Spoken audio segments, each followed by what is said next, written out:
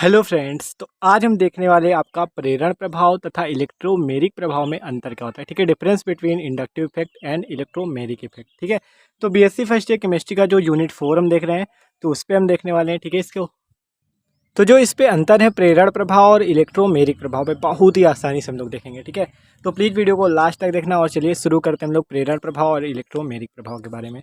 तो देखो कहा क्या गया, आप पहले ये जान लो कि प्रेरण प्रभाव और इलेक्ट्रोमेरिक प्रभाव होता क्या है। ठीक है, तो प्रेरण प्रभाव और इलेक्ट्रोमेरिक प्रभाव की बात करें हम लोग, तो देखो इलेक्ट्रोमेरिक प्रभाव को हम ई से प्रदर्शित करते हैं, इसे ई प्रभाव भी कह सकते हो। और इंडक्टिव प्रभाव मतलब आपका जो प्रेरण प्रभाव होता है। ठीक है, इसे इंडक्टिव कहते हैं, इंडक्टिव इफेक्ट। ठीक है, तो देखो इस पे होता क्या है, आपकी एक कार्बन चेन होती है और एक क्या होता है आपका हैलोजन, मान लो कोई भी पदार्थ लगा है। ठीक है, जो कि ज़्यादा वैद्युत ऋणात्मक होगा, जो कि क्या होगा, ज़्यादा इलेक्ट्रो नेगेटिव होगा। ठीक है, ज़्यादा वैद्युत ऋणात्मक होगा। तो जो ज़्यादा वैद्युत ऋणात्मक होता है उसकी तरफ क्या होता है, इलेक्ट्रॉन आकर्षित हो जाते हैं। देखो ये ज़्यादा वैद्युत ऋणात्मक है तो इसकी तरफ क्या होंगे, इलेक्ट्रॉन आकर्षित हो जाएंगे, जिससे इस पर आंशिक ऋणावेश, इसे कहते हैं पार्शियल निगेटिव या आंशिक ऋणावेश। और इन पर आंशिक धनावेश देख सकते हो, पार्शियल प्लस डैश लगा है, partial positive double dash, partial positive triple dash. ठीक है, इसी प्रकार पार्शियल पॉजिटिव फोर डैश, मतलब कि जब इस पर आकर्षण आएगा फिर थोड़ा बहुत इस पर भी आता है और इसके इलेक्ट्रॉनों पर भी आता है, जिससे ये जो ज़्यादा वैद्युत ऋणात्मक तत्व होता है ये इसको आकर्षित कर लेता है। ठीक है, एक्स क्या है, कार्बन से ज़्यादा इलेक्ट्रोनेगेटिव है। तो ये होता है आई प्रभाव, जो कि हम देख चुके हैं। ठीक है, अब बात करते हैं हम लोग इलेक्ट्रोमेरिक प्रभाव की। देख सकते हो इस पे क्या होता है, देख सकते हो ये डबल बॉन्ड पे होता है, मतलब पाई इलेक्ट्रॉन पे, जिस पे पाई बंद होता है। ठीक है, तो डबल बॉन्ड में क्या होता है, एक सिग्मा एक पाई होता है। डबल बॉन्ड में क्या होता है, एक सिग्मा बंद एक पाई बंद। तो जहाँ पे पाई इलेक्ट्रॉन होता है वहाँ पे क्या होता है, देखो उसका क्या होता है, जैसे देख सकते हो इस पे पाई इलेक्ट्रॉन है तो ये अटैकिंग रिएजेंट, मतलब कि आक्रमणकारी अभिकर्मक की उपस्थिति में क्या करता है, इसका जो डबल बॉन्ड है, इस जो ज़्यादा वैद्युत ऋणात्मक होता है, जो ज़्यादा इलेक्ट्रोनेगेटिव होता है उसकी तरफ चला जाता है। मतलब जो डबल बॉन्ड है, डबल बॉन्ड पे आपको पता है दो इलेक्ट्रॉन होते हैं। ठीक है, दो इलेक्ट्रॉनों से मिलकर डबल बॉन्ड बनता है। तो ये जो डबल बॉन्ड होता है ये देख सकते हो यहाँ पे आपका चला गया। जब ये बॉन्ड यहाँ पे चला जाएगा तो देख सकते हो जब इसने क्या किया, इलेक्ट्रॉन को उसके पास भेज दिया, तो जो जिसने भेजा उस पर देखो पॉजिटिव लग गया, और जिसके पास गया इलेक्ट्रॉन उस पर देख सकते हो निगेटिव लग गया। ठीक है, तो इस टाइप से होता है। इस प्रभाव को हम लोग इलेक्ट्रोमेरिक प्रभाव कहते हैं। देखो ये इस पे भी हो सकता है, जैसे सी डबल बॉन्ड सी है, इस प्रकार भी हो सकता है सी डबल बॉन्ड ओ, मतलब पाई इलेक्ट्रॉन होना चाहिए। तो देख सकते हो जब इससे इलेक्ट्रॉन जाएगा अटैकिंग रिएजेंट की उपस्थिति में, तो इस पर प्लस और इस पर माइनस हो जाता है। ठीक है, आप पढ़ो इस पर अंतर क्या होता है। देखो अंतर की बात करें, डिफरेंस की बात करें, तो क्या होंगे, इसके पे अंतर कह रहा है। देखो प्रेरण प्रभाव जो है एक स्थायी प्रभाव है। कैसा प्रभाव है, स्थायी प्रभाव, मतलब कि ये स्थायी मतलब रहता है। देखो जैसे कि अगर बात करें एग्जाम्पल से, आप देखो तो ये प्रभाव जो स्थायी है, ये मतलब स्थायी का मतलब जो बना रहे उसी तरह।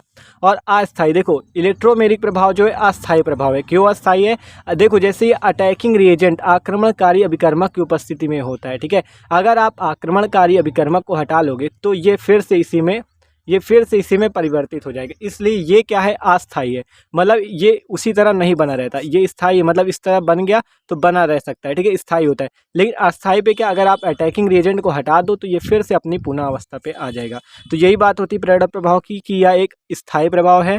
ठीक है, जो अणु की संरचना पर निर्भर करता है, जो क्या करता है, अणु की संरचना पर निर्भर करता है।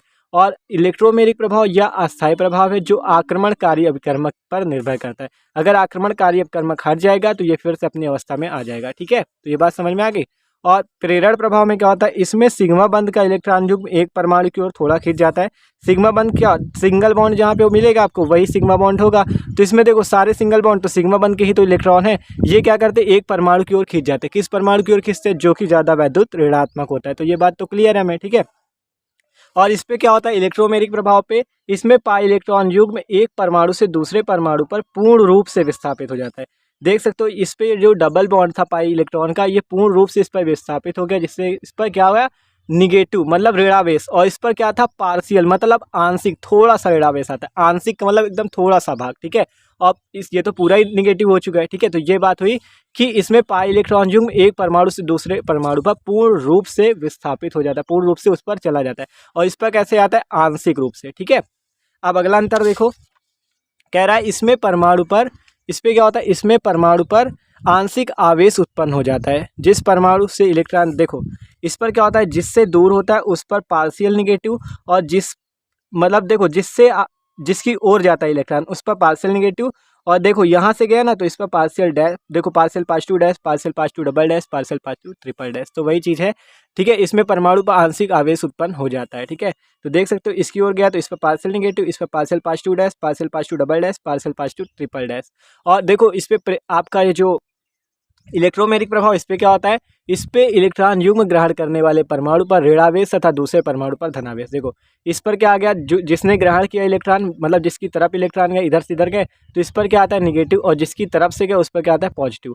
तो वही बात हुई, इसमें इलेक्ट्रॉन युग्म ग्रहण करने वाले परमाणु पर ऋणावेश तथा दूसरे परमाणु पर धनावेश उत्पन्न हो जाता है। अगला पॉइंट देखो, कह रहा इसे सहसंयोजी बंध के बीच में तीर लगाकर प्रदर्शित करते हैं। ठीक है, तो देखो इसमें क्या कहते हैं, देखो सहसंयोजक बंध आपके सिंगल बॉन्ड या सहसंयोजक बंध, इस पे बीच में तीर लगा के इसे प्रदर्शित करते हैं। ठीक है, देख सकते हो इस प्रकार से।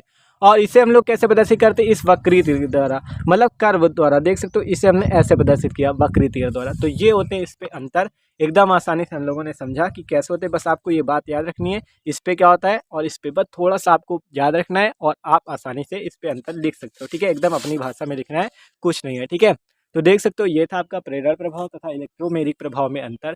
तो भाई अगर वीडियो अच्छा थोड़ा सा भी लगा हो तो प्लीज़ वीडियो को लाइक जरूर कर दीजिएगा। Okay, thanks for watching this video.